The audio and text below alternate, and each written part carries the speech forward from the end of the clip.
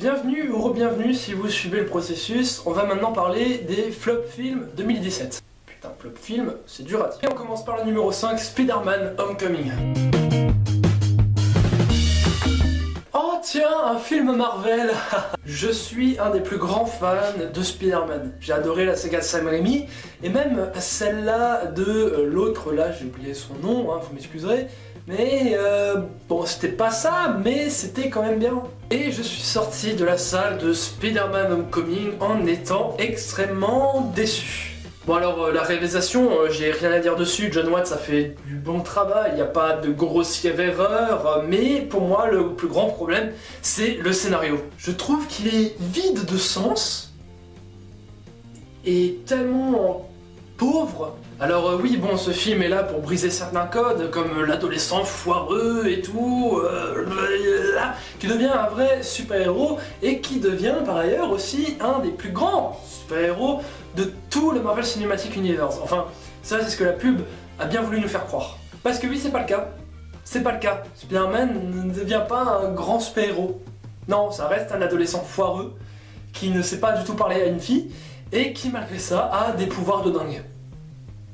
Enfin voilà, pas des pouvoirs de dingue, merci Tony Stark. Alors pratiquement tous les ados de la planète ont pu à peu près se reconnaître pratiquement dans ce film, mais moi en étant un petit peu adolescent, enfin bon j'ai 18 ans passés, mais quand même, je me suis pas reconnu dans ce film. Et c'est quand même un problème de pas se reconnaître. À première vue, le scénario, il a un petit peu de sens, mais quand on se penche vraiment sur le fait de oh, voici le scénario. Tiens, voilà le scénario, on va regarder. Oh, mince! Ah, c'est complètement vide de sens. Un autre point négatif dans ce film, c'est le méchant. Le putain de méchant, quoi. Le méchant est nul. Ouais, voilà, le méchant est nul. Le méchant est nul. Voilà, mais y a pas à chier, le méchant est nul. Pourtant, Michael Keaton est un super acteur. Et c'est dommage. Alors déjà, son costume... voilà, tu prends un blouson de cuir, tu rajoutes des ailes mécaniques, ça y est, t'as le vautour, quoi. Alors même dans la saga précédente, avec Andrew Garfield, les méchants avaient du style. Le bouffon vert était stylé, Electron était quand même...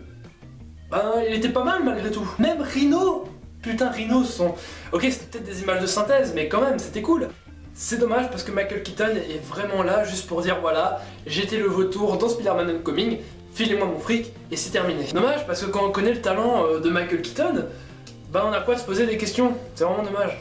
Et c'est triste aussi de voir qu'il en a complètement rien à foutre de ce film. Voilà. Non, il a fait son film, il est passé dans ce film, bon débarras.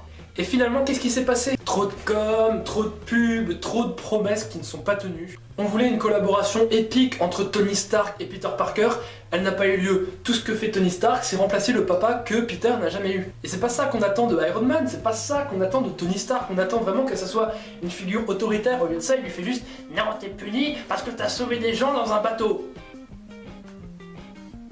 Mais c'est quoi ton problème, putain? C'est quoi ton problème? Et comme toujours dans ce genre de film, rien de neuf. On a toujours le même trame scénaristique. Un héros qui connaît des super pouvoirs, va avoir des difficultés à un moment donné dans le film, et ben c'est la même chose, et j'en ai ras le cul. Prenez n'importe quel film Marvel, même le premier Thor, Thor 1, Thor 2, Iron Man, Hulk même, il y a toujours cette même trame scénaristique. Et c'est dommage. Encore une fois, c'est dommage. Bon, alors voilà, je vais pas en rajouter, passons tout de suite au numéro 4. Numéro 4, Alien Covenant.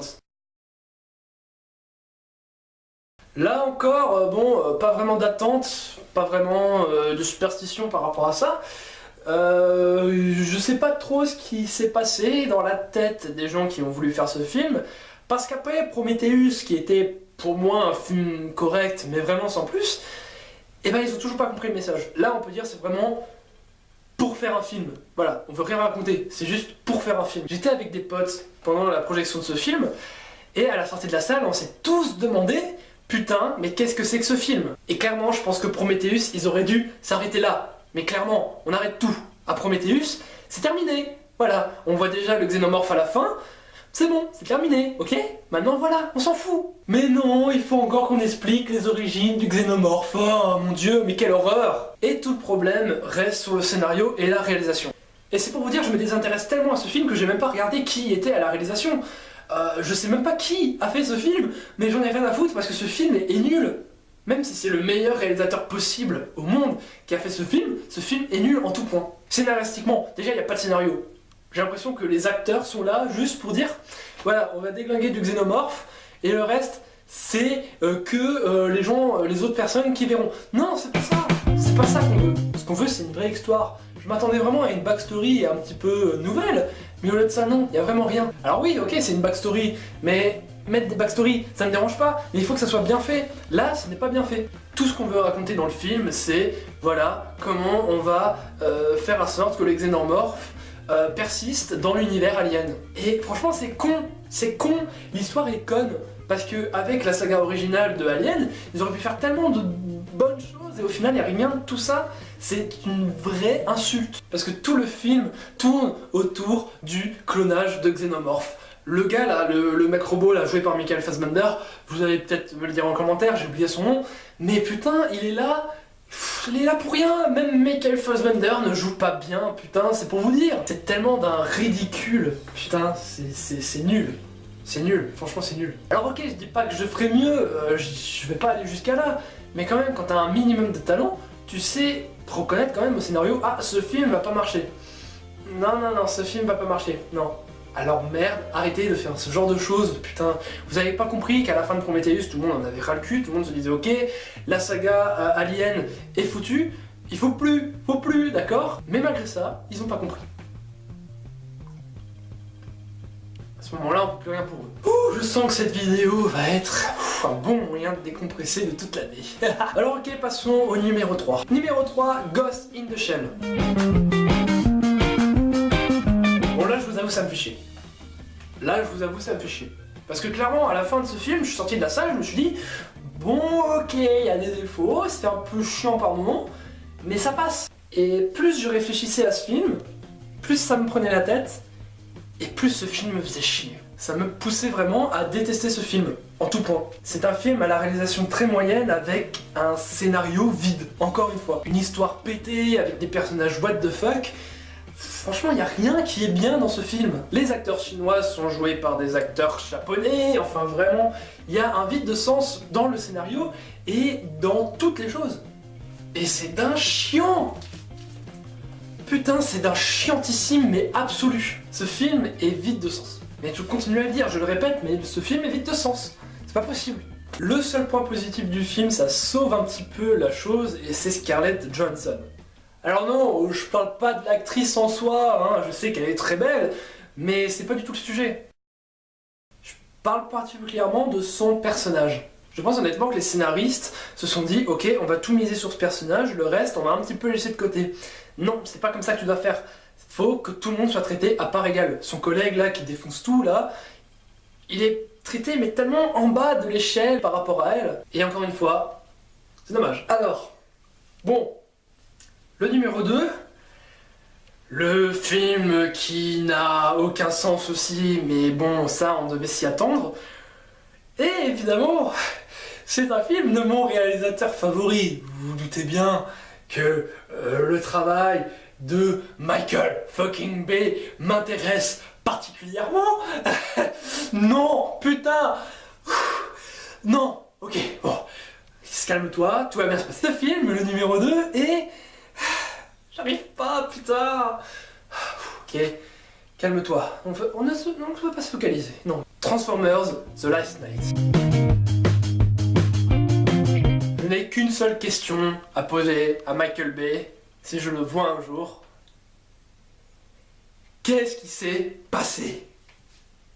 Qu'est-ce qui s'est passé dans la tête des producteurs de Michael Bay et des acteurs pour être d'accord, pour être dans un film aussi pourri que Transformers?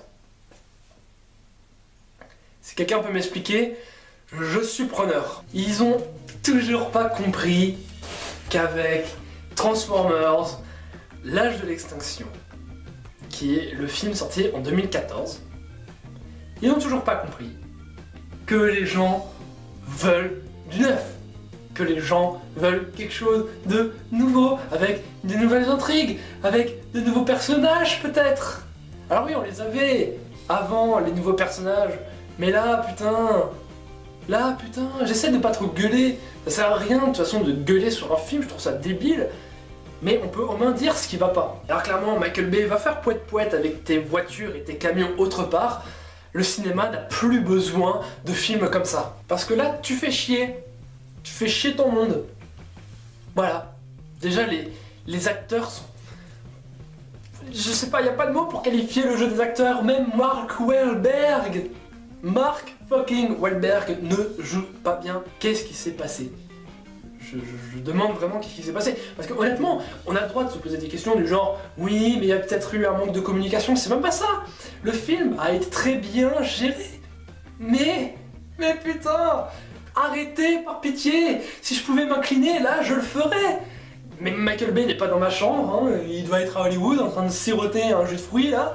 Mais putain, arrêtez de faire des films comme ça. Alors bon, là je vais pas revenir plus longtemps dessus, mais stop, c'est pas possible de faire des films comme ça. Alors ok, les deux premiers films de la saga Transformers ont été plutôt bons. C'était plutôt bien même, ok, il y avait une histoire, une belle continuité, il y avait rien à dire. Déjà avec le 3, je me suis dit bon... Ouais, ok. Avec le 4, je me suis dit, bon, ok, là on part totalement en couille, là c'est terminé, on les a perdus, et avec le 5, là, ils sont enterrés, 6 pieds sous terre. C'est mieux comme ça. Maintenant, au moins, ils ont peut-être compris qu'il ne faudra plus faire de films Transformers. Alors, dernier message adressé à Michael Bay. Fais un film avec de bons moyens, où tu l'utilises bien, avec des acteurs qui veulent et qui savent jouer. Voilà. Parce que là, ça va plus, clairement, ça va plus. Alors pour le dernier flop, je me suis dit que j'allais faire cette critique, enfin mon avis plutôt sur ce dernier film en total impro, parce que même à l'écriture, je n'avais aucune idée. Alors bon, je vais le faire en impro, ça va mettre un peu plus de temps, mais c'est pas grave, on s'en fout, on attend. Le numéro 1 de ce flop film... Pirates des Caraïbes, la revanche de Salazar. Là encore... Là encore, je demande pourquoi. Non, vous savez quoi? Vous savez quoi? J'en ai rien à foutre. Parce que, avec les 3 premiers films, c'était très bien. Bon scénario, une belle réalisation, des personnages qui envoyaient du pâté, les Bill Jones, excuse-moi, mais même, c'était génial. Et Jack Sparrow, putain, Jack Sparrow, une figure emblématique du cinéma d'aujourd'hui, est réduit à un pauvre ivrogne qui ne sait pratiquement plus rien faire. D'ailleurs, je me demande, est-ce que Johnny Depp a vraiment eu besoin de rentrer dans le personnage? Parce que vu comment on le traite en ce moment, dans les médias, tout ça, je pense pas qu'il a eu besoin vraiment de jouer un mec bourré artificiellement. Je pense que naturellement, il a dû le faire maintenant. Ce film, putain, j'arrive pas à croire que ce film soit un film en réalité. J'ai vu la bande-annonce, je me suis dit, ah, c'est bien, les personnages ont l'air plutôt cool, et... Ok, ça sent pas trop le fanservice. Eh bah si, putain, surprise, surprise, il y a du fanservice clairement dans ce film. Le retour de William Turner ne sert à rien, le fils de William Turner ne sert à rien, ça aurait pu être un autre gars qui aurait fait, là on a juste dit, tiens on va mettre le fils de William Turner pour dire, voilà c'est le fils de William Turner, la relève est prise. Bah non, non, je suis pas totalement d'accord avec ça, c'est pas très énorme en fait, hein. C'est plus mal fait en fait. L'intention de ce film, c'était pas vraiment une mauvaise chose en soi. Les gens ne voulaient pas, enfin les gens, je parle des réalisateurs, des producteurs, tout ça. Je pense pas qu'ils voulaient exclusivement faire un film, voilà, on va retracer un petit peu les origines de Jack Sparrow, mais on voulait faire quelque chose de nouveau et pourquoi pas avec une nouvelle histoire. En soit c'est pas mal, mais non, ça ne marche pas. Le défaut de ce film, c'est pas la réalisation, c'est le scénario, mais pas que. C'est vraiment l'envie de trop faire. C'est comme avant, avec le dernier Transformers, où ils voulaient juste faire du Transformers pour faire un film, pour faire un Transformers, pour dire voilà, on a fini. Ils auraient pu honnêtement finir au dernier opus Transformers, mais Pirates des Caraïbes aussi aurait pu, je pense, finir sur la revanche de Barbe Noire. D'ailleurs, je suis même pas sûr qu'il s'appelle comme ça, mais il a peut-être un autre nom. Franchement, à un moment donné, il faut arrêter. Parce que on a un peu rien à branler maintenant de Jack Sparrow. Voilà, quand on parle maintenant de Jack Sparrow, c'est l'ivrogne, il sait plus rien faire, le pirate et tout. En fait, Jack Sparrow est devenu une légende dans la réalité comme dans le film. C'est-à-dire que toute la légende de Jack Sparrow a été perdue dans ce film. Et c'est dommage. C'est dommage. J'aurais plus été pour un film qui allait retracer une histoire avec William Turner, par exemple, avec le fils même de William Turner, ça aurait pas été une mauvaise idée. Mais quand je vois comment c'est amené avec Jack Sparrow, tout ça, à la vitesse à laquelle ça prend, je suis désolé. Je suis vraiment désolé. J'avais envie vraiment de ne pas être très très méchant sur ce film. Et j'ai même pas été très méchant sur ce film, mais j'ai plus été mauvais, une mauvaise foi. Mais c'est normal, quand on a ça, on a de quoi être mauvaise foi. Voilà, bon, je pense pas que je vais revenir là-dessus déjà un peu plus longtemps, parce que ça en vaut pas la peine. Ce film est vraiment... Vous pouvez toujours aller le voir, mais bonne chance à vous parce que faut être courageux, clairement. Et voilà, ce Flop Film 2017 est terminé, j'espère que ça vous a plu. Et si ça vous a plu, vous pouvez vous abonner, vous pouvez commenter la vidéo, liker, tout ce que vous voulez. Faites ce que vous voulez, vous êtes libre. Si vous voulez aussi pas aimer la vidéo, ne l'aimez pas, c'est votre droit. Et sur ce, je vous dis à très bientôt pour une prochaine vidéo, j'espère aussi que celle-là vous plaira, j'avais vraiment mis du cœur pour faire la prochaine vidéo qui va suivre. J'espère que ça vous plaira. En attendant, je vous dis ciao!